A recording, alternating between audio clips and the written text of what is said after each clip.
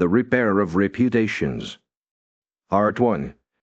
Ni reilans, as lesfas lir folly dur plus longtents huladentrer. Hoyle taud le difference. Toward the end of the year 1920, the government of the United States had practically completed the program he adopted during the last months of President Winthrop's administration. The country was apparently tranquil. Everybody knows how the tariff and labor questions were settled. The war with Germany incited on that country's seizure of the Semon Islands had left no visible scars upon the Republic, and the temporary occupation of Norfolk by the invading army had been forgotten in the joy over repeated naval victories and the subsequent ridiculous plight of General von Gartenlaub's forces in the state of New Jersey.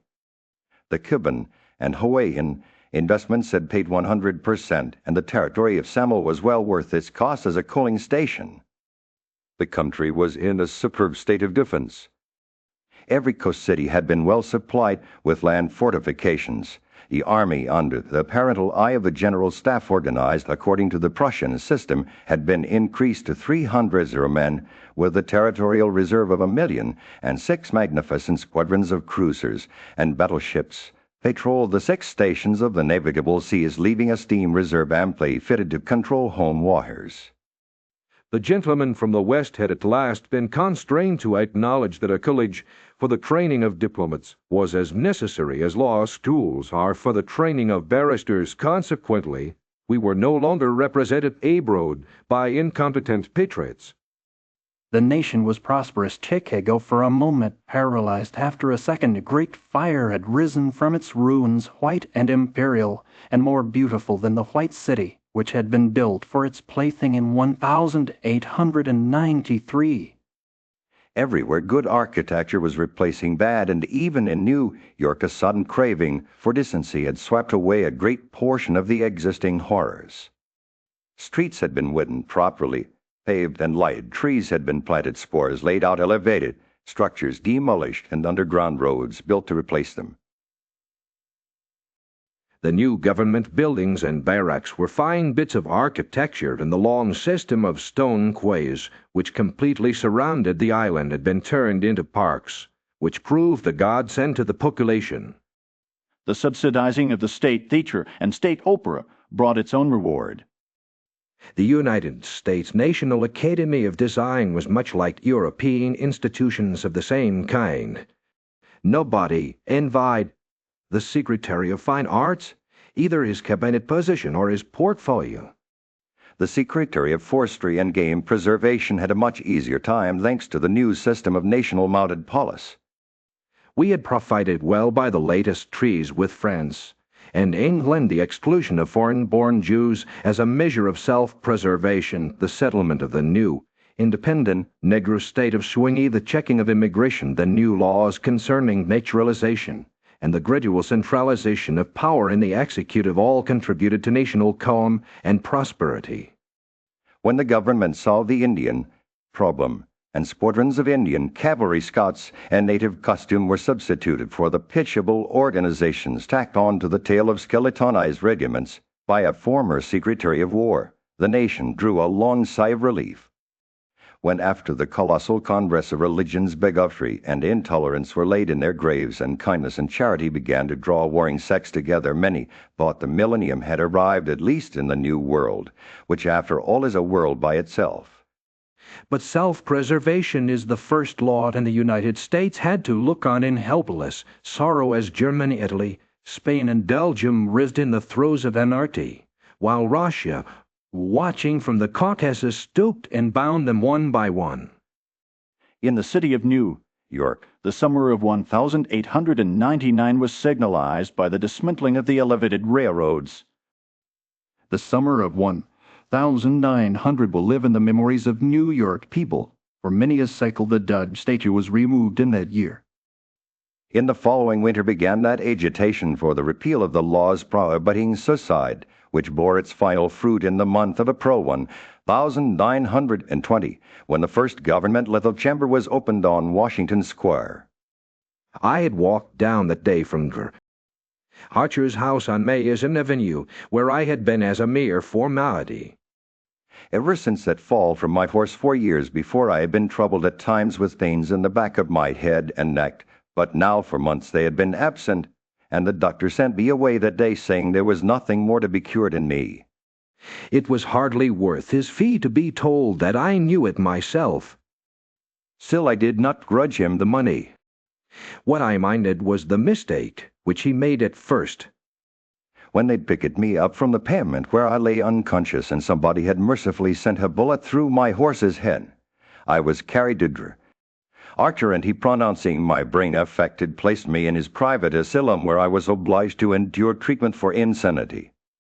At last he decided that I was well, and I, knowing that my mind had always been as sound as his, if not sounder, paid my tuition, as he jokingly called it, and left. I told him, smelling that I would get even with him for his mistake, and he laughed heartily, and asked me to call once in a while. I did so, hoping for a chance to even up accounts, but he gave me none, and I told him I would wait. The fall from my horse had fortunately left no evil results. On the contrary, it had changed my whole character for the better. From a lazy young man about town, I had become active, energetic, temperate, and above all else ambitious. There was only one thing which troubled me. I laughed at my own uneasiness, and yet it troubled me. During my convalescence, I had bought and read for the first time The King in Yellow. I remember after finishing the first act that it occurred to me that I had better stop. I started up and flung the book into the fireplace. The volume struck the bare grate and fell open on the hearth in the firelight. If I had not caught a glimpse of the opening words in the second act, I should never have finished it. But as I stooped to pick it up, my eyes became riveted to the open page, and with a cry of terror, or perhaps it was of joy, so poignant that I suffered in every nerve, I snatched the thing out of the coals and crept shaking to my bedroom, where I read it, and reread it, and wept and locked and trembled with a horror which at times assails me. Yet this is the thing that troubles me, for I cannot forget Carcosa, where black stars hang in the heavens, where the shadows of men's thoughts lengthen in the afternoon, when the twin suns sink into the lake of Hali, and my mind will bear forever the memory of the pallid mass. I pray God will curse the writer as the writer has cursed the world with this beautiful, stupendous creation, terrible in its simplicity, irresistible in its truth, a world which now trembles before the King in Yellow. When the French government seized the translated copies, which had just arrived in Paris, London, of course, became eager to read it. It is well known how the book spread like an infectious disease from city to city, from continent to continent, bared out here, confiscated there, denounced by press and pulpit censure, even by the most advanced of literary anarchists. No definite principles had been violated in those pages, no doctrine promulgated, no convictions outraged. It could not be judged by any known standard. Yet, although it was acknowledged that the supreme note of art had been struck in The King in Yellow, all felt that human nature could not bear the strain, nor thrive on words in which the essence of purest poison lurked. The very banality and innocence of the first act only allowed the blow to fall afterward with more awful effect. It was, I remember, the 13th day of April, 1920, that the first government-level chamber was established on the south side of Washington Square, between Wooster Street and South Fifth Avenue. The block, which had formerly consisted of a lot of shabby old buildings used as cafes and restaurants for foreigners, had been acquired by the government in the winter of 1898.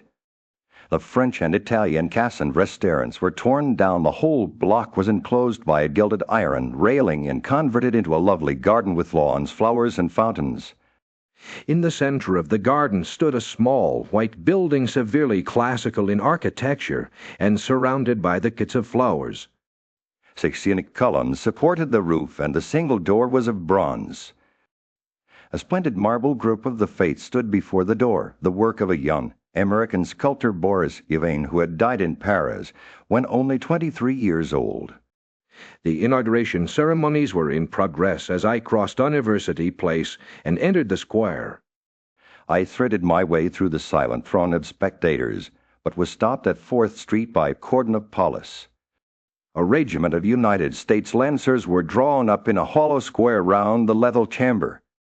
On a raised tribune facing Washington Park stood the governor of New York, and behind him were grouped the mayor of New York and Brooklyn, the inspector general of police, the commandant of the state troops, Colonel Livingston, military aide to the president of the United States, General Blount, commanding at Governor's Island, Major General Hamilton, commanding the garrison of New York and Brooklyn, Admiral Buffy of the fleet in the North River, Surgeon General Lansford, the staff of the National Free Hospital, Senators Wise and Franklin of New York, and the Commissioner of Public Works. The tribune was surrounded by a squadron of hussars of the National Guard. The governor was finishing his reply to the short speech of the Surgeon General. I heard him say the laws prohibiting suicide and providing punishment for any attempt at self-destruction have been repealed. The government has seen fit to acknowledge the right of man to end an existence which may have become intolerable to him through physical suffering or mental despair. It is believed that the community will be benefited by the removal of such people from their midst. Since the passage of this law, the number of suicides in the United States has not increased. Now the government has determined to establish a lethal chamber in every city, town, and village in the country. It remains to be seen whether or not that class of human creatures from whose desponding ranks new victims of self-destruction fall daily will accept the relief thus provided. He paused and turned to the white lethal chamber. The silence in the street was absolute. There a painless death awaits him who can no longer bear the sorrows of this life. If death is welcome, let him seek it there. Then quickly turning to the military head of the President's household, he said, I declare the lethal chamber open, and again facing the vast crowd, he cried in the clear voice, citizens of New York and of the United States of America, through me, the government declares the lethal chamber to be open. The sullen hush was broken by a sharp cry of command. The squadron of hussars filed after the governor's carriage. The Lancers wheeled and formed a long Fifth Avenue to wait for the commandant of the garrison, and the mounted police followed them. I left the crowd to gape and stare at the white marble death chamber, and crossing South Fifth Avenue walked along the western side of that thoroughfare to Bleecker Street.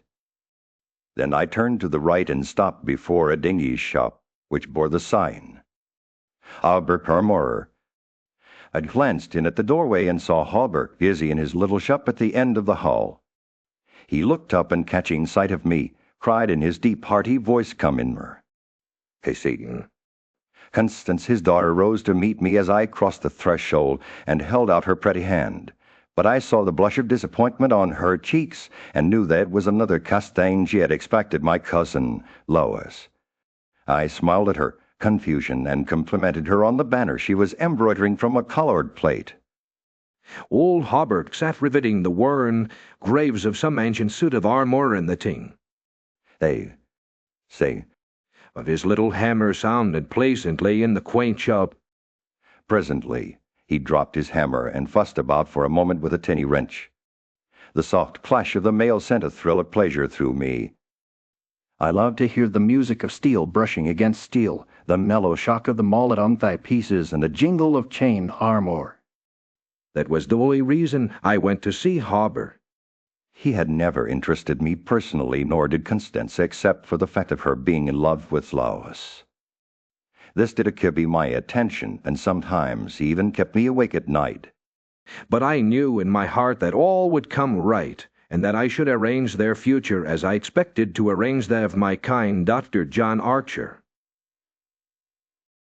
However, I should never have troubled myself about visiting them just then had it not been, as I say, that the music of the tinkling hammer had for me this strong fascination.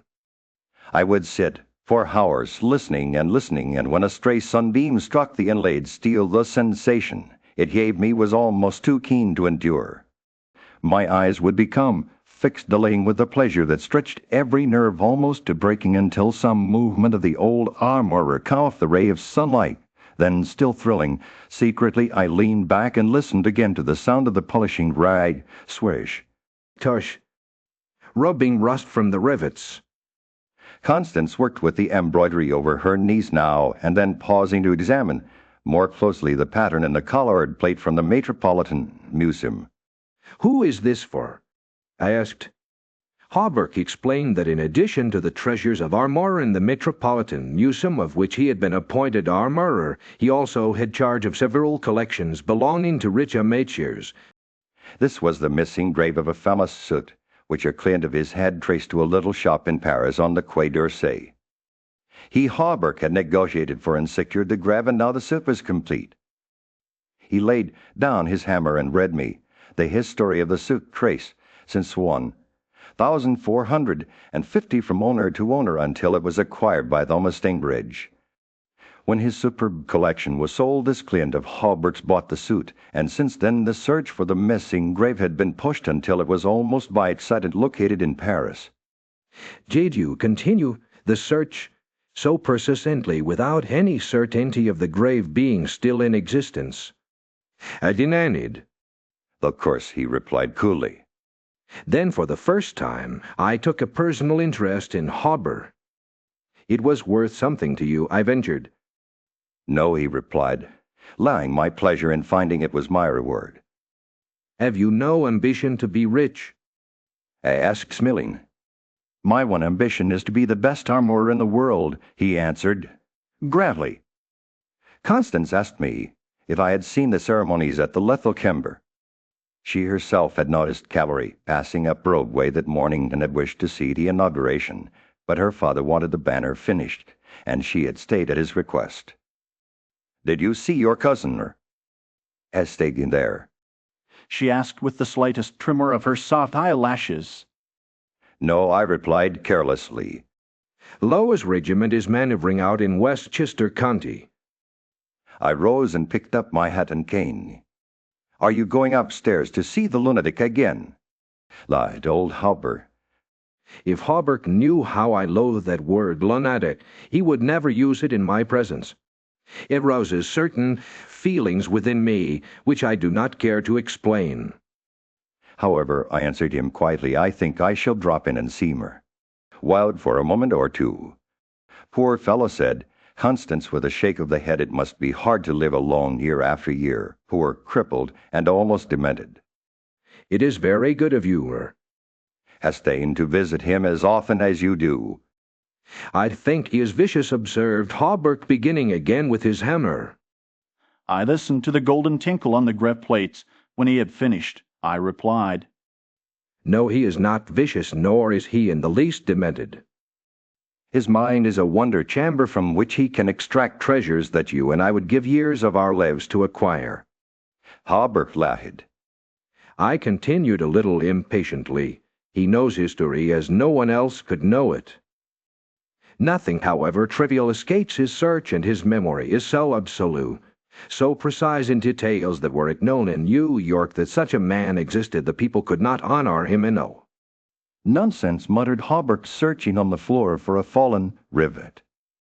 Is it nonsense? I asked, managing to suppress. Why, I felt as it nonsense when he says that the tassets and cuissards of the enamelled suit of armor, commonly known as the Prince's emblazon, can be found among a mass of rusty, theatrical properties, broken stubs, and ragpickers refuse in a garret in Cull Street. Hawberk's hammer fell to the ground, but he picked it up and asked, with a great deal of calm, how I knew that the tassets and left cuissard were missing from the Prince's emblazon. I did not know until Will mentioned it to me the other day. He said they were in the garret of 998 Hell Street. Nonsense, he cried, but I noticed his hand trembling under his leathern apron. Is this nonsense too? I asked pleasantly, is it nonsense, Wenmer? Well, it continually speaks of you as the Marquis of Avonshire and of Miss Constance. I did not finish, for Constance had started to her feet with terror written on every feature. Hawberk looked at me and slowly smoothed his leathern apron. That is impossible, he observed me. Will may know a great many things. About armor, for instance, and the Prince's emblazoned, I interpose smelling. Yes, he continued slowly about armor also maybe, but he is wrong in regard to the Marquis of Avonshire, who, as you know, killed his wife's traducer years ago and went to Australia, where he did not long survive his wife. Well, it is wrong, murmured Constance. Her lips were blanched, but her voice was sweet and calm. Let us agree, if you please, that in this one circumstance, Will, it is wrong, I said. Harcher. I climbed the 3 dilapidated flights of stairs, which I had so often climbed before, and knocked at a small door at the end of the corridor. Weld opened the door, and I walked in. When he had double-locked the door and pushed a heavy chest against it, he came and sat down beside me, peering up into my face with his little light-colored eyes. Half a dozen new scratches covered his nose and cheeks, and the silver wires, which supported his artificial ears, had become displaced. I thought I had never seen him so hideously fascinating. He had no ears. The artificial ones, which now stood out at an angle from the fine wire, were his one weakness. They were made of wax and painted a shell pink, but the rest of his face was yellow. He might better have revelled in the luxury of some artificial fingers for his left hand, which was absolutely fingerless. But it seemed to cause him no inconvenience, and he was satisfied with his wax ears.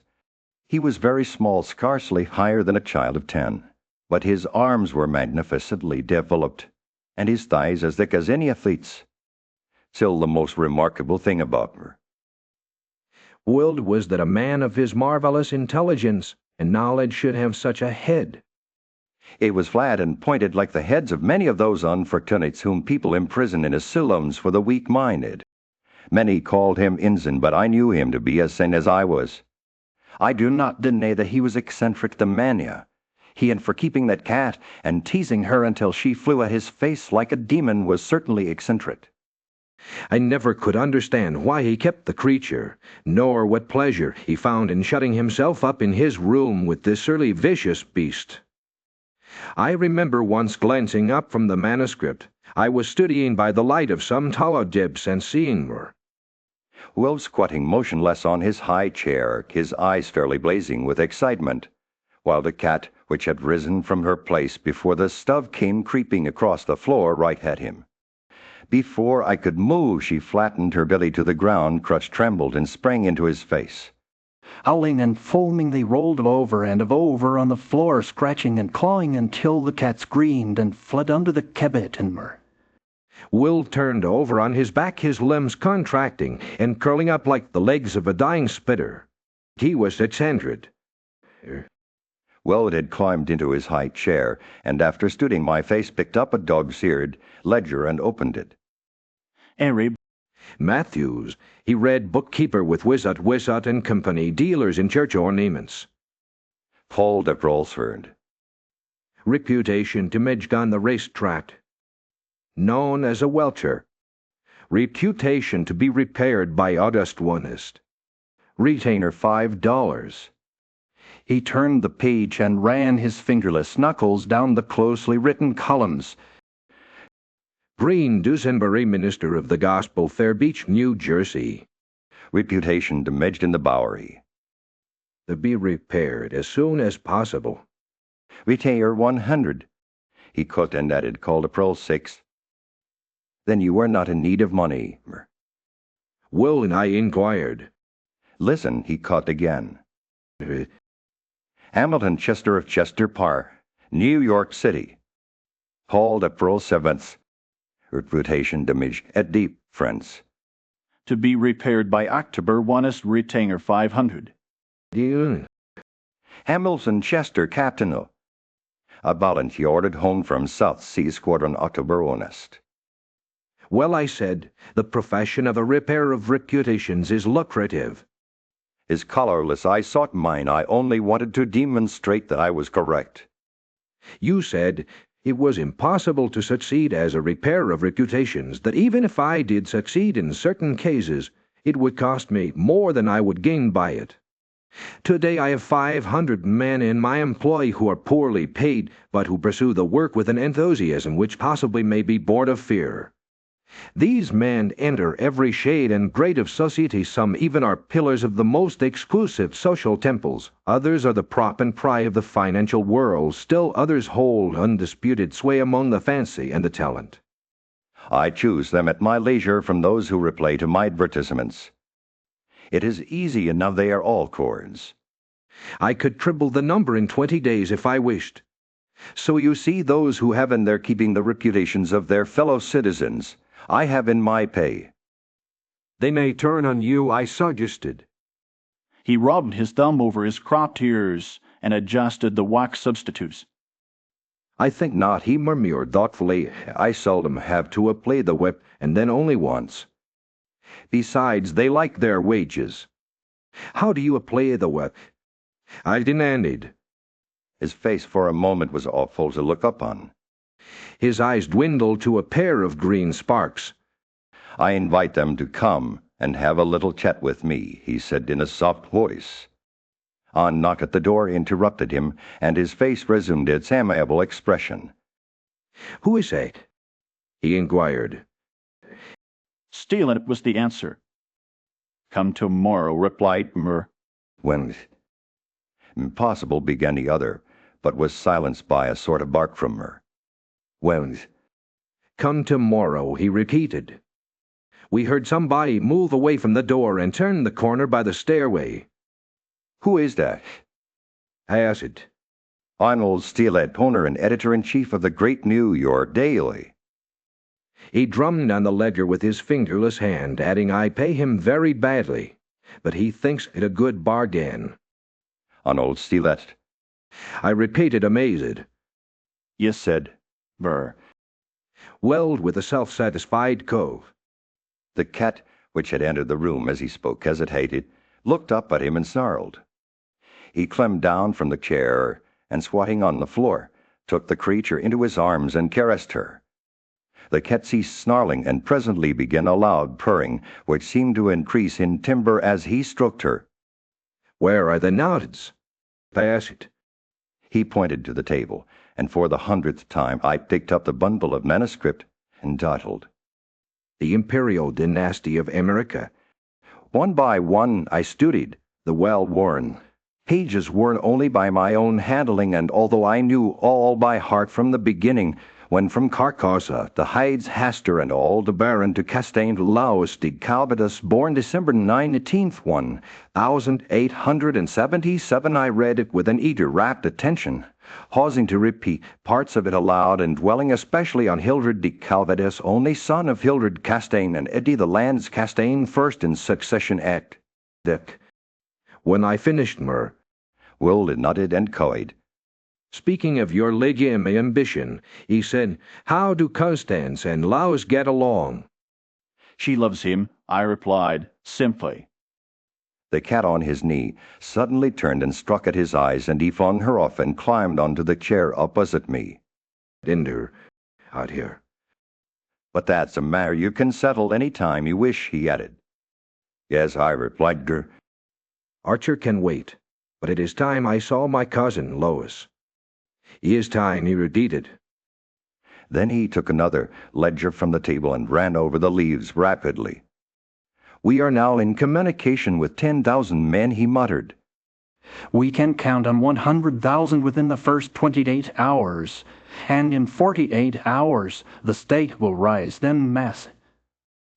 The country follows the state, and the portion that will not, I mean California, and the Northwest might better never have been inhabited. I shall not send them the yellow sign. The blood rushed to my head, but I only answered, a new broom sweeps clean. The ambition of Caesar and of Napoleon pales before that which could not rest until it had seized the minds of men and controlled even their unborn thoughts, said Mer. Well, you are speaking of the king in yellow, I groaned with a shudder. He is a king whom emperors have served. I am content to serve him, I replied. Will sat rubbing his ears with his crippled hand. Perhaps Constance does not love him, he suggested. I started to reply, but a sudden burst of military music from the street below drowned my voice. The 20th Dragoon Regiment, formerly in garrison at Mounst. Vincent was returning from the maneuvers in Westchester County to its new barracks on East Washington Square. It was my cousin's regiment. They were a fine lot of fellows in their pale blue, tight-fitting jackets, jaunty bizbas, and white riding breeches with a double yellow stripe into which their limbs seemed mudded. Every other squadron was armed with lances, from the metal points of which fluttered yellow and white pennons. The band passed playing the regimental march, then came the colonel and staff, the horses crowding and trampling, while their heads bobbed in unison and the pennons fluttered from their lance points. The troopers, who rode with a beautiful English seat, looked brown as berries from their bloodless campaign among the farms of Westchester, and the music of their sabres against the stirrups and the jingle of spurs and carbines was delightful to me. I saw Lowes riding with his squadron. He was as handsome an officer as I have ever seen. Willett, who had mounted a chair by the window, saw him too, but said nothing. Lillis turned and looked straight at Hawberk's shop as he passed, and I could see the flush on his brown cheeks. I think Constance must have been at the window. When the last troopers had clattered by, and the last pennons vanished into South 5th Avenue, Weldon clambered out of his chair and dragged the chest away from the door. "Yes," he said, "it is time that you saw your cousin Lois." He unlocked the door, and I picked up my hat and stick and stepped into the corridor. The stairs were dour. Groping about, I set my foot on something soft which snarled and spit, and I aimed a murderous blow at the cat. But my cane shivered to splinters against the balustrade, and the beast scurried back into Will's room. Passing Hawberk's door again, I saw him still at work on the armour. But I did not stop, and stepping out into Bleecker Street, I followed it to Worcester, skirted the grounds of the lethal chamber, and crossing Washington Park went straight to my rooms in the Bendick. Here I lunched comfortably, read the Herald and the Meteor, and finally went to the steel safe in my bedroom and set the time combination. The 3 3/4 minutes which it is necessary to wait while the time lock is opening are to me golden moments. From the instant I set the combination to the moment when I grasp the nubs and swing back the solid steel doors, I live in an ecstasy of expectation. Those moments must be like moments passed in paradise. I know what I am to find at the end of the time limit. I know what the massive safe holds, secure for me alone, and the exquisite pleasure of waiting is hardly enhanced when the safe opens and I lift from its velvet crown a dime of purest gold blazing with diamonds. I do this every day, and yet the joy of waiting and at last touching again the dime only seems to increase as the days pass. It is a diadem fit for a king among kings, an emperor among emperors. The king in yellow might scorn it, but it shall be worn by his royal servant. I held it in my arms until the alarm in the safe rang harshly, and then tenderly, proudly, I replaced it and shut the steel doors. I walked slowly back into my study, which faces Washington Square, and leaned on the window-sill. The afternoon sun poured into my windows, and a gentle breeze stirred the branches of the elms and maples in the park, now covered with buds and tender foliage. A flock of pigeons circled about the tower of the Memorial Church, sometimes alighting on the purple-tiled roof, sometimes wheeling downward to the lotus fountain in front of the marble arch. The gardeners were busy with the flower beds around the fountain, and the freshly turned earth smelt sweet and spicy. A lawn mower drawn by a fat white horse clinked across the green sward, and watering carts poured showers of spray over the asphalt drives.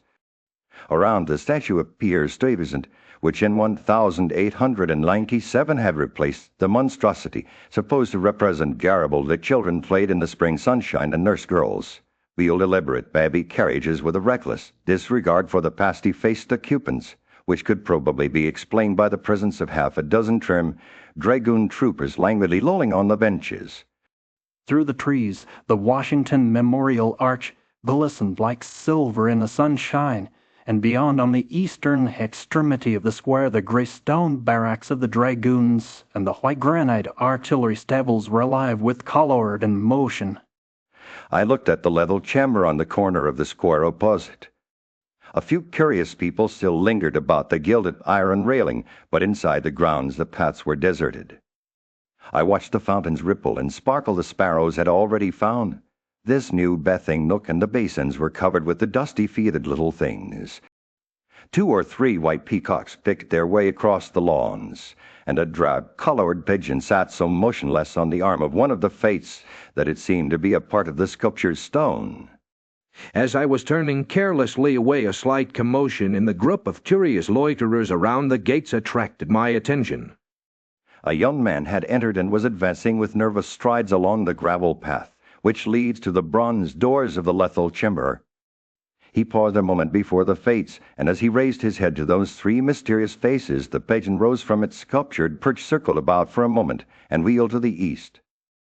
The young man pressed his hand to his face, and then with an undefinable gesture sprang up the marble steps. The bronze doors closed behind him, and half an hour later the loiterers slouched away, and the frightened pigeon returned to its perch in the arms of fate. I put on my hat and went out into the park for a little walk before dinner. As I crossed the central driveway, a group of officers passed, and one of them called out "Hell Hildred" and came back to shake hands with me. It was my cousin Laos, who stood smelling and tapping his spurred heels with his riding whip. "Just back from Westchester," he said. "Been doing the buckhully. Milk and curds, you know, dairy maids in sunbonnets who say heel, and I don't think when you tell them they are pretty." "You nearly dead for a square meal at Delmonico's." What's the names? "There is none," I replied, pleasantly.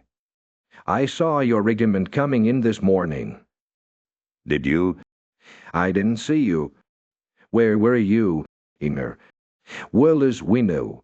"Oh, he began impatiently. "That man is stark mad." "I don't understand why you—" He saw how annoyed I felt by this outburst and begged my pardon. Really, old chap, he said, I don't mean to run down a man you like, but for the life of me, I can't see what the deuce you find in coming with me." Well, as not well, but to put it generously, he has hideously deformed his head as the head of a criminally insane person.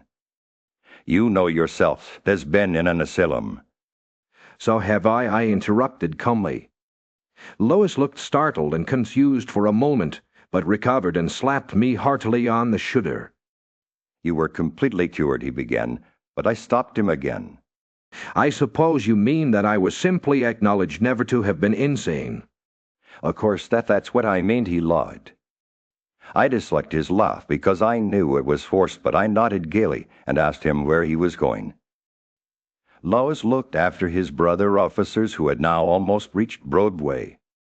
We had intended to sample a Brunswick cocktail, but to tell you the truth, I was anxious for an excuse to go and see Hawberk instead. "Come along, he'll make you lie excuse."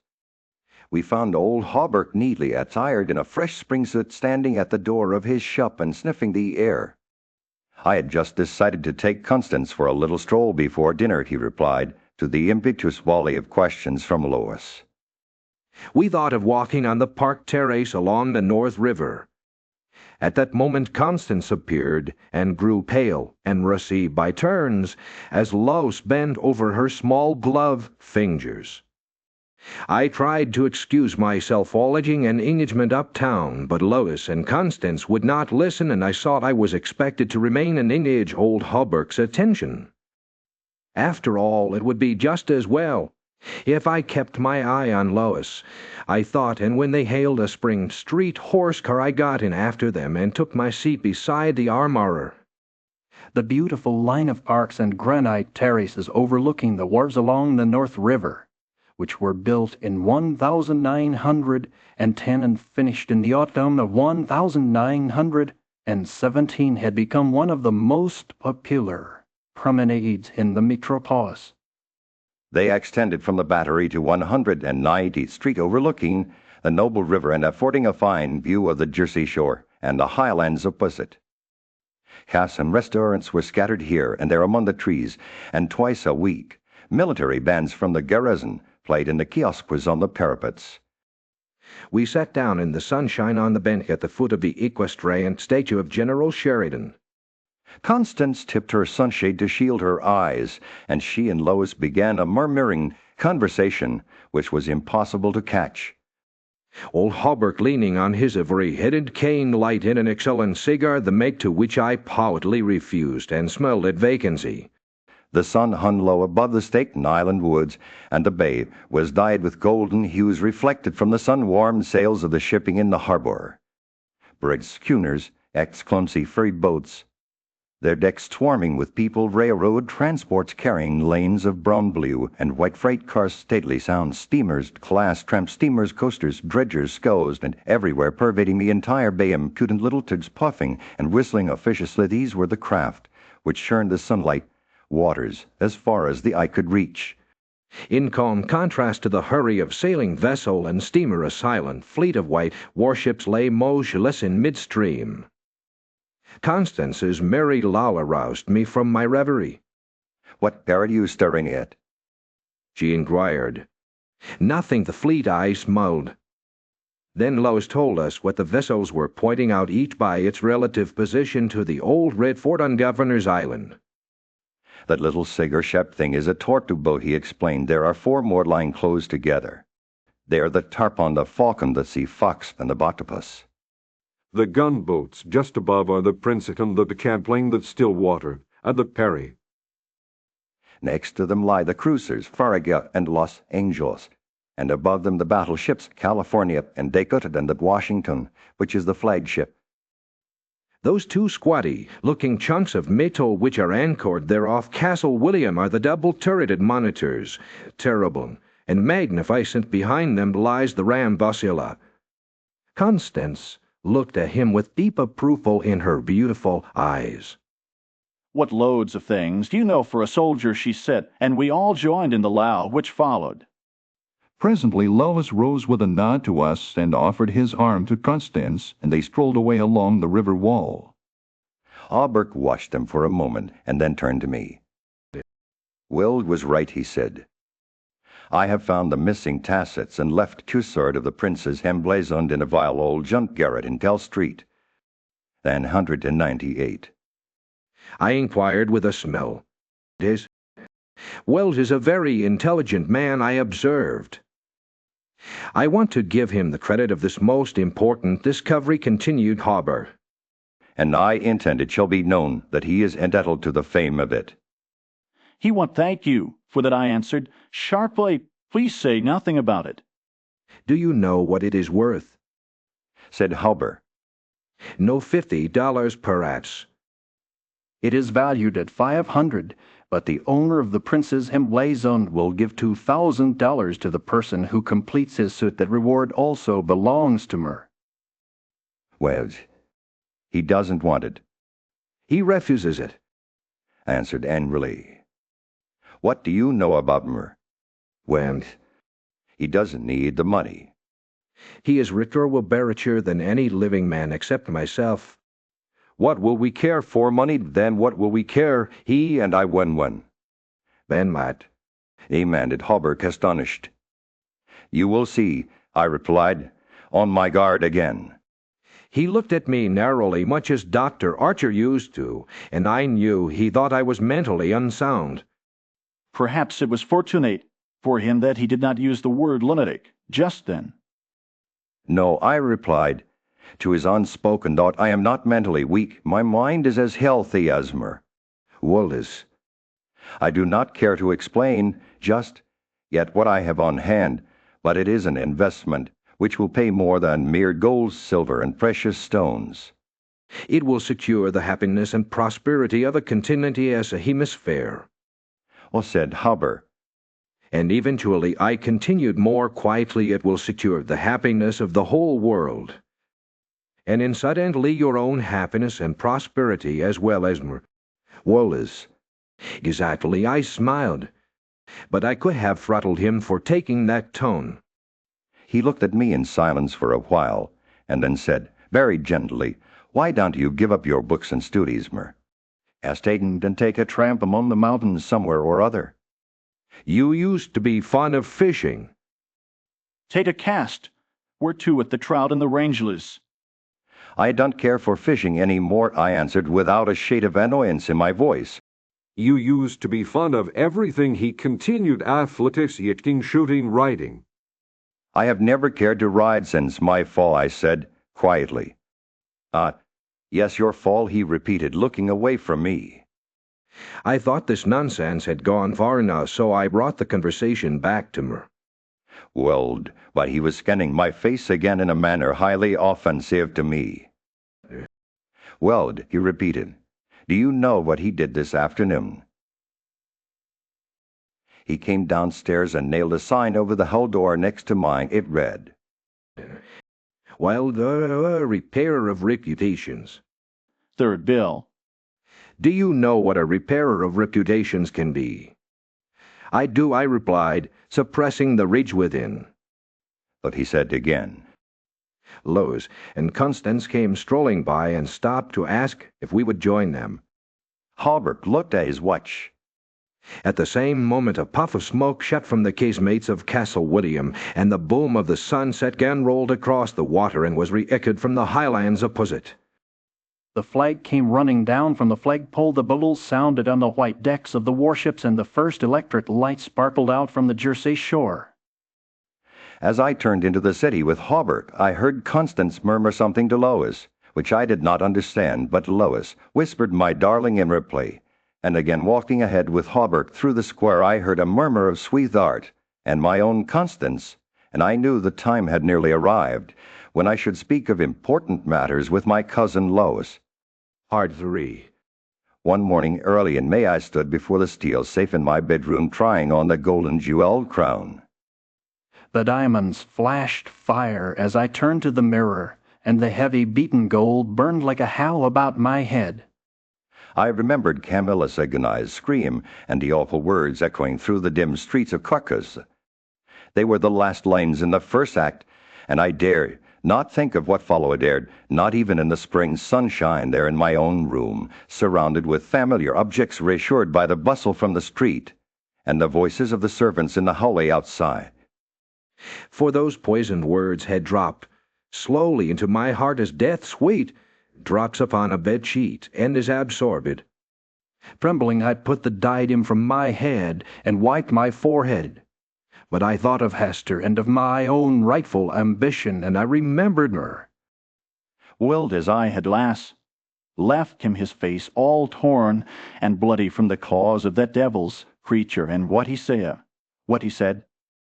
The alarm bell in the safe began to whir harshly, and I knew my time was up. But I would not heed it, and replacing the flashing circlet upon my head, I turned defiantly to the mirror. I stood for a long time absorbed in the changing expression of my own eyes. The mirror reflected a face which was like my own, but whiter and so thin that I hardly recognized it. And all the time I kept repeating between my clenched teeth, the day has come. The day has come. While the alarm in the safe whirred and clamored, and the diamonds sparkled and flamed above my brow, I heard a door open, but did not heed it.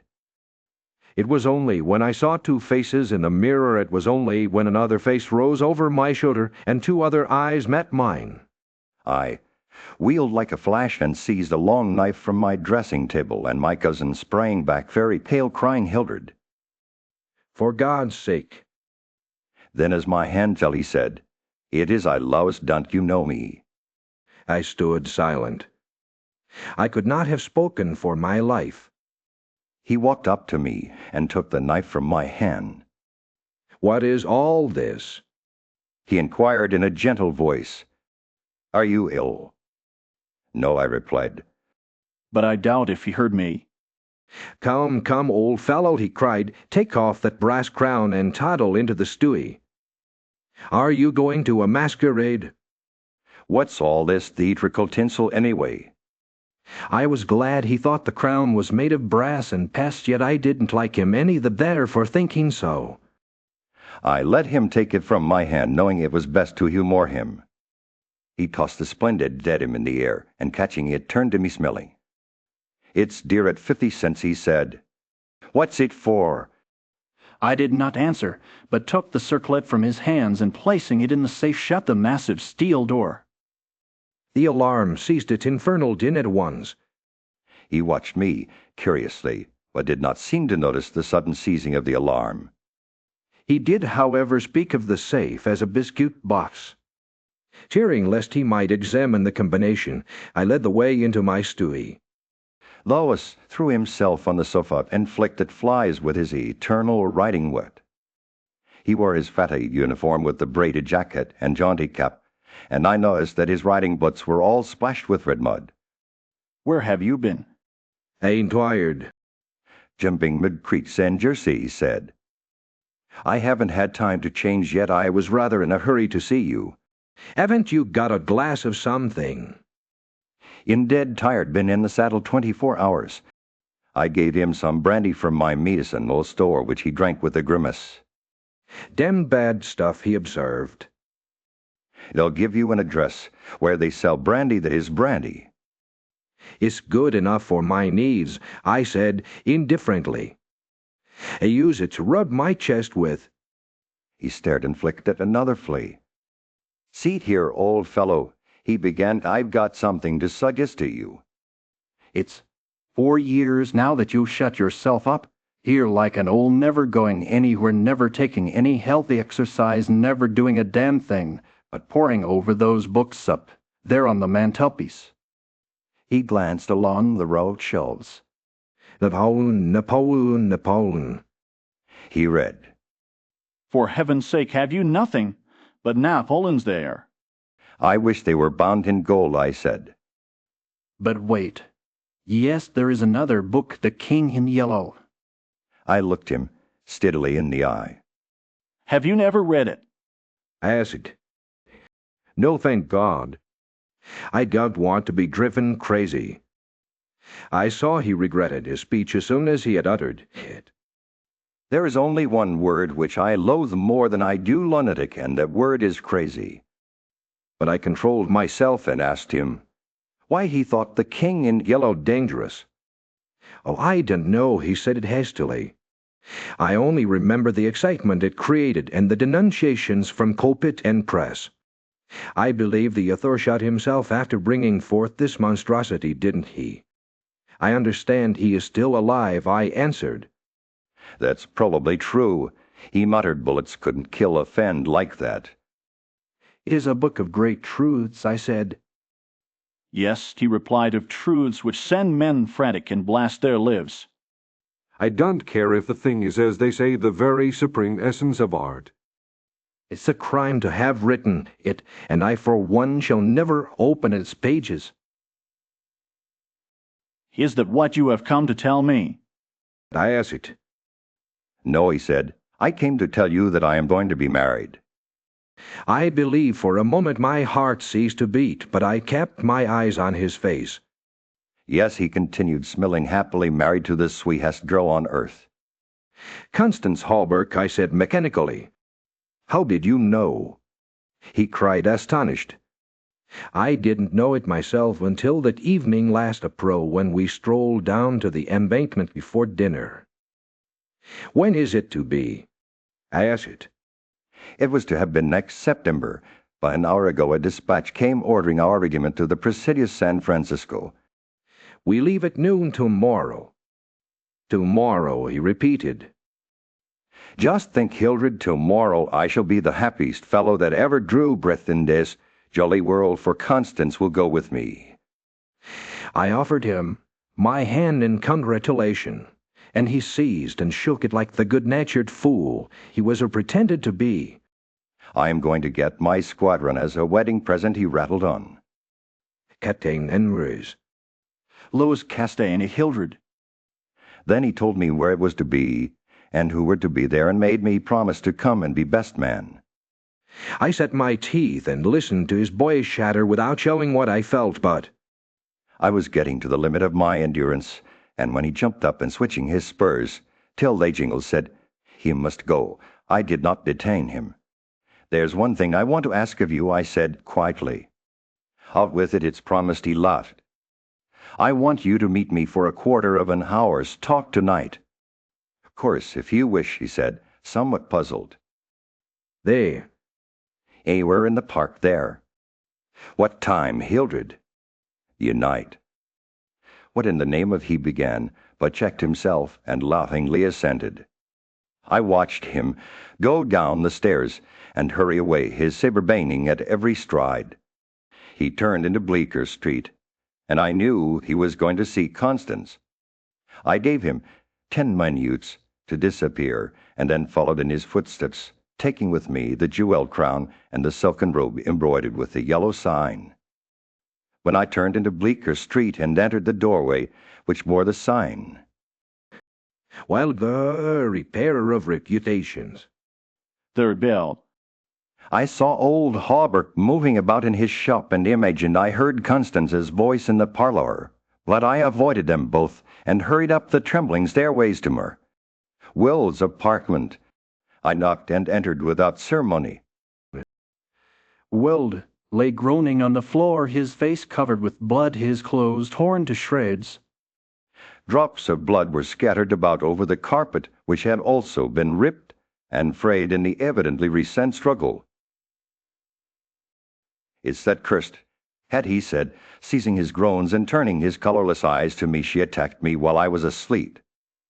I believe she will kill me yet."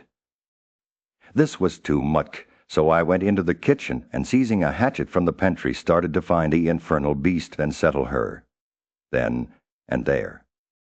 My search was fruitless, and after a while I gave it up and came back to find her. Well, squatting on his high chair by the table. He had washed his face and changed his clothes. The great furrows which the cat's claws had ploughed up in his face he had filled with collodion, and a rag hid the wound in his throat. I told him I should kill the cat when I came across her, but he only shook his head and turned to the open ledger before him. He read name after name of the people who had come to him in regard to their reputation, and the sums he had amassed were startling. I put on the screws now, and then he explained. "One day or other some of these people will assassinate you," I insisted. Do you think so? He said, rubbing his mutilated ears. It was useless to argue with him. So I took down the manuscript entitled Imperial Dynasty of America for the last time I should ever take it down in her. Well, Stewie, I read it through, thrilling and trembling with pleasure. When I had finished her, Will took the manuscript and, turning to the dark passage which leads from his study to his bedchamber, called out in a loud voice, "Vance." Then for the first time I noticed a man crouching there in the shadow. How I had overlooked him during my search for the cat I cannot imagine. Vence come and cried mer. Well, The figure rose and crept towards us, and I shall never forget the face that he raised to mine as the light from the window illuminated it. and this is mer. Castaden said Murr. Well, before he had finished speaking, the man threw himself on the ground before the table, crying and grasping of God. "Oh, my God." Help me. Forgive me. Delar. Castaden, keep that man away.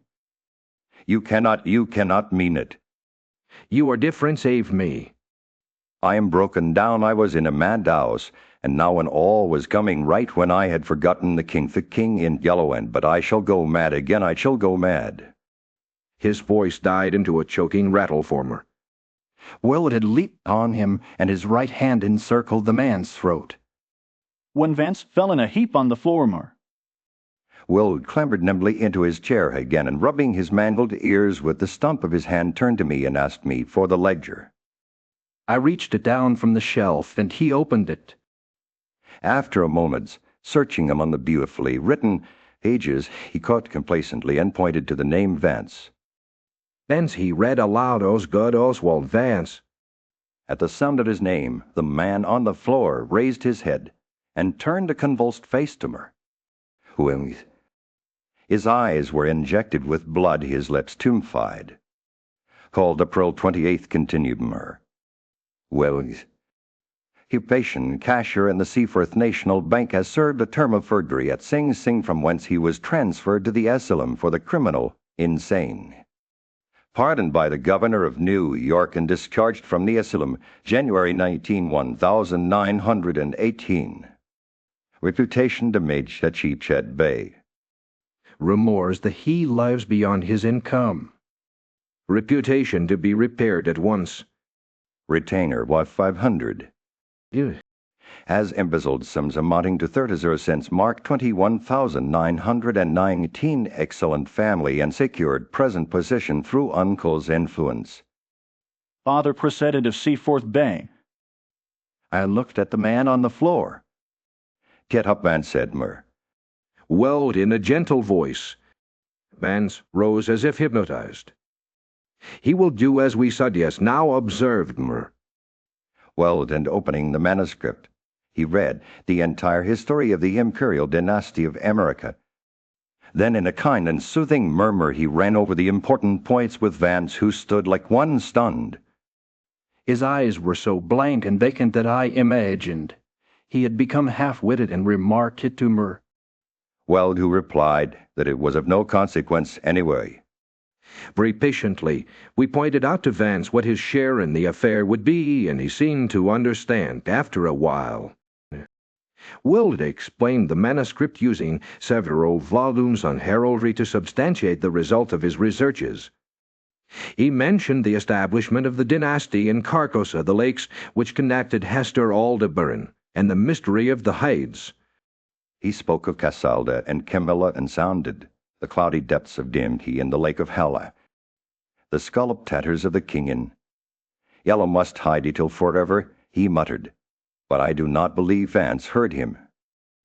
Then by degrees he led Vance along the ramifications of the imperial family to Yut, and out from Neotoba and Phantom of Truth to Aldons, and then tossing aside his manuscript and notes, he began the wonderful story of the last king.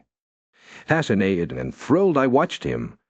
He threw up his head, his long arms were stretched out in a magnificent gesture of pride and power, and his eyes blazed deep in their sockets like two emeralds. Vance listened stupefied. As for me, when at last, Mer. Weld had finished, and pointing to me, cried the cousin of the king. My head swam with excitement. Controlling myself with a superhuman effort, I explained to Vance why I alone was worthy of the crown, and why my cousin must be exiled or die. I made him understand that my cousin must never marry even after renouncing all his claims, and how that least of all he should marry the daughter of the Marquis of Avonshire and bring England into the question. I showed him a list of thousands of names, which Will had drawn up. Every man whose name was there had received the yellow sign, which no living human being dare disregard. The city, the state, the whole land were ready to rise and tremble before the pallid mass.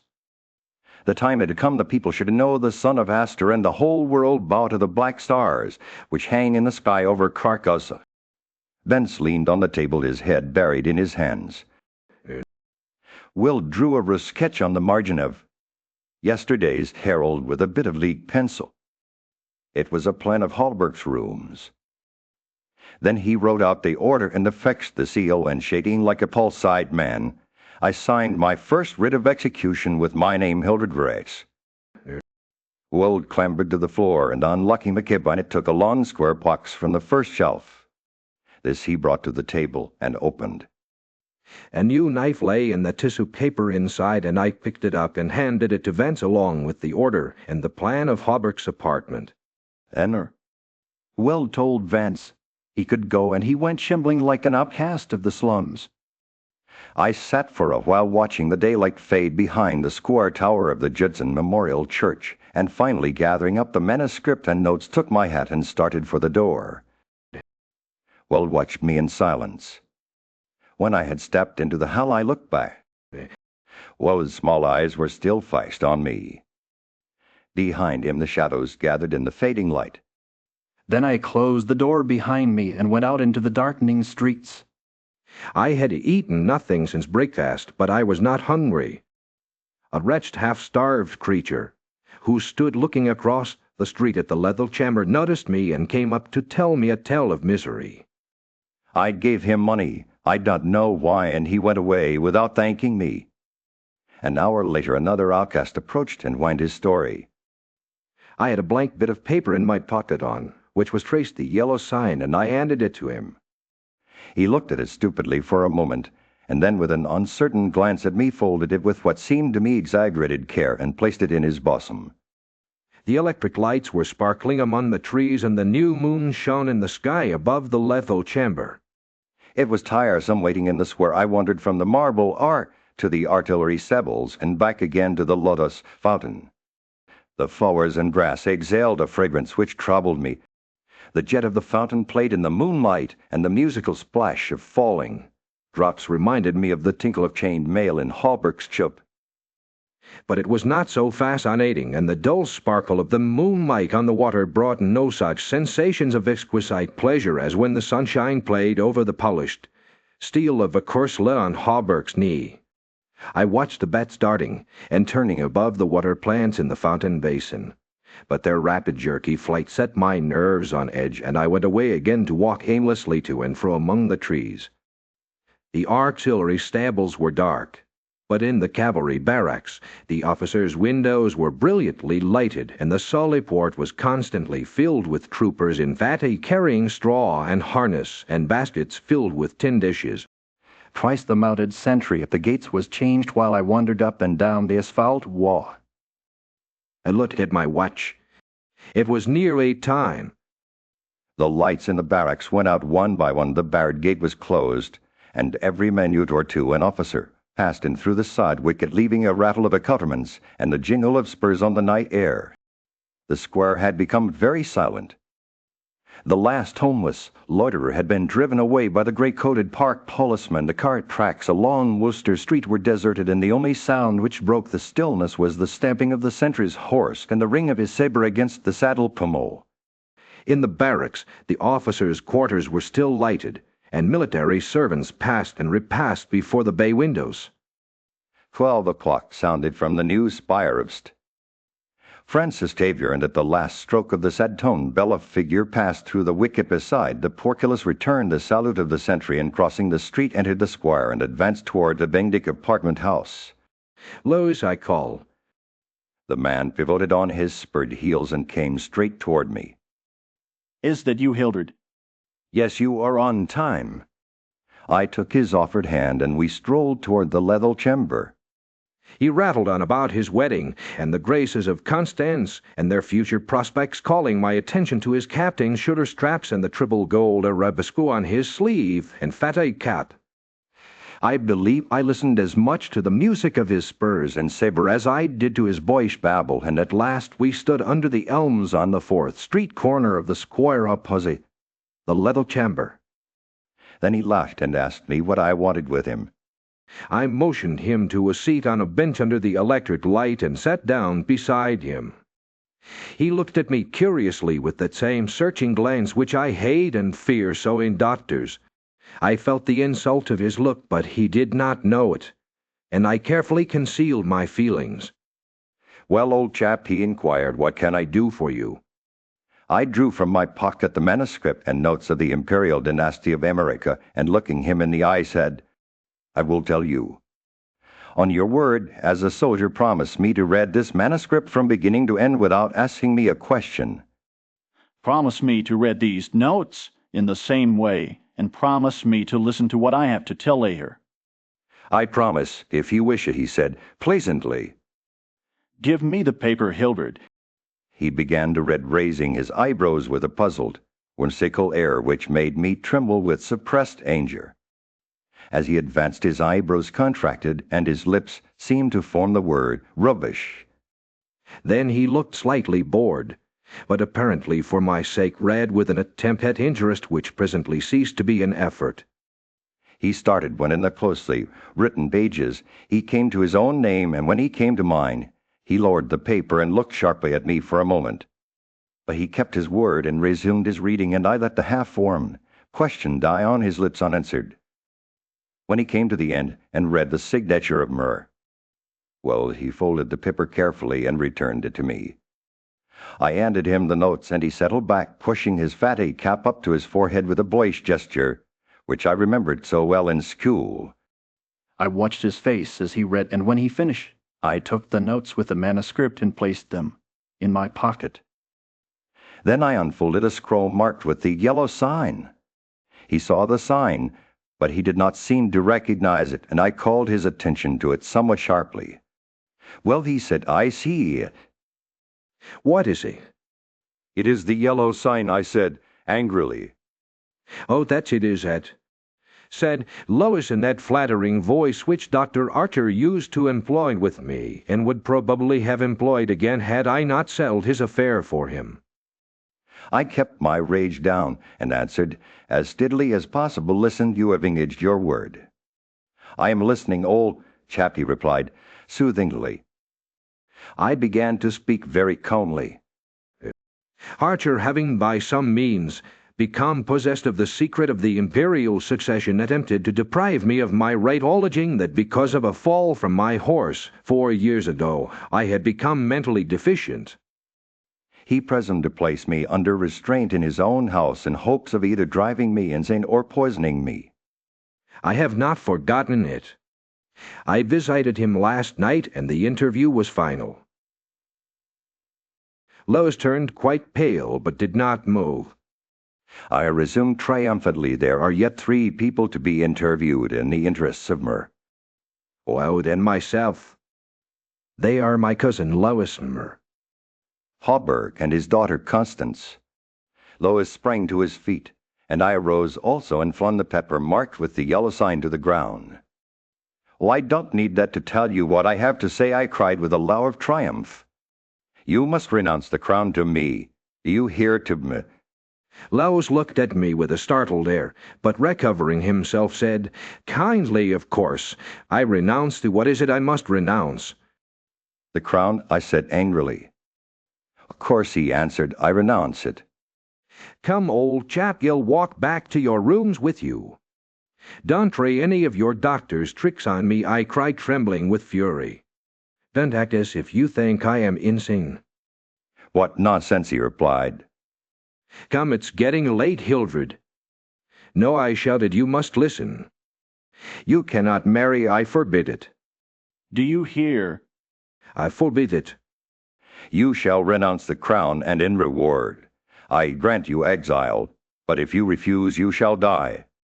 He tried to calm me, but I was roused at last, and drawing my long knife barred his way.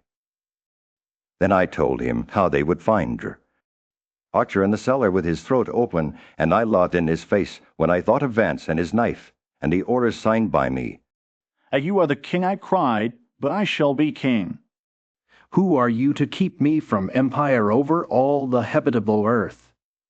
I was born the cousin of a king, but I shall be king.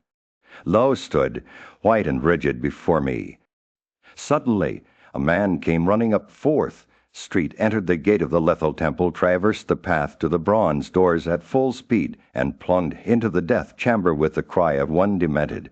And I loved until I wept tears, for I had recognized Vance, and knew that Hawberk and his daughter were no longer in my way. Go, I cried to Lois, you have ceased to be a menace. You will never marry Constance now, and if you marry anyone else in your exile, I will visit you as I did my doctor last night. Well, it takes charge of you tomorrow. Then I turned and darted into South Fifth Avenue, and with a cry of terror, Lois dropped his belt and saber, and followed me like the wind. I heard him close behind me at the corner of Bleecker Street, and I dashed into the doorway under Hawberk's sign. He cried, halt, or I fire. But when he saw that I flew up the stairs, leaving Hawberk's shop below, he left me, and I heard him hammering and shouting at their door, as though it were possible to arouse the dead. Well, his door was open, and I entered, crying, it is done, it is done. Let the nations rise and look upon their king. But I could not find her. Well, so I went to the cabinet and took the splendid diadem from its case. Then I drew on the white robe embroidered with the yellow sign, and placed the crown upon my head. At last I was king by my right in Hester King, because I knew the mystery of the Hades in my mind had sounded the depths of the lake of hell. I was king. The first grey pencilings of dawn would raise a tempest which would shake 2 hemispheres. Then as I stood, my every nerve pitched to the highest tension, fate with the joy and splendor of my thought. Without, in the dark passage, a man groaned. I seized the tallow dip and sprang to the door. The cat passed me like a demon, and the tallow dip went out, but my long knife flew swifter than she, and I heard her screech, and I knew that my knife had found her.